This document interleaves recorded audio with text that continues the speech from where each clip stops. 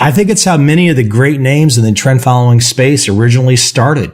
It was with that style of thinking. And I think once perhaps, and the other way is not necessarily bad either, but I think once pension funds and whatnot wanted to start to make the very large allocations, they didn't want to see the big returns and perhaps the steeper drawdowns. But it's two ways to do things. And I think what's interesting about what you're doing is at least you're saying, hey, look, here's that choice that used to be there. Here it is again. Mm-hmm. Well, and I don't pretend to know. I mean, a pension fund, those, they might have very, very different goals than an individual investor. I mean, number one, any fiduciary is, somebody that is allocating your money and you are going to have different goals. The allocator, at the end of the day, he doesn't want to get fired. And so, as long as he, does on a scale of 1 to 10, as long as he's doing 4.5 out of 10, he's probably not going to get fired.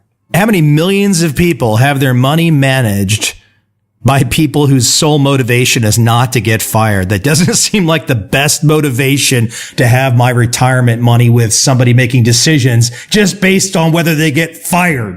I think you're accurate. You're not the first person to say that. Ultimately, for most people, they don't have a choice. They're in some kind of public pension plan. They don't get to choose who manages the money. And then, and indirectly, just think about it. If you were some kind of allocator and you made 1%, you're a stockbroker, anything, the old adage, you never lost a client buying IBM. That shows my age. I suspect that would be Apple now. If you have $1 billion and you're getting even 0.5% on it, that's $5 million a year. If I do great, I don't make any more.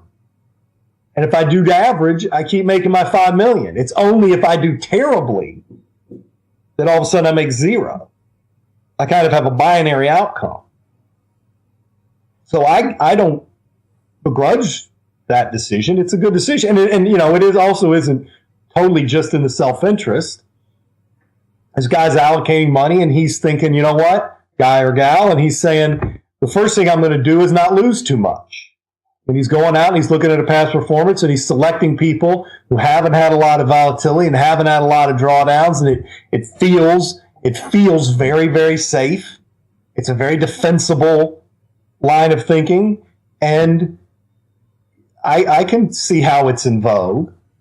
What is interesting is when we talk to people, and if I'm talking to somebody and the optimal comes up and they're a more institutional kind of allocator, they have no interest. Zero. But then I'll say, I'm not talking about your client's money.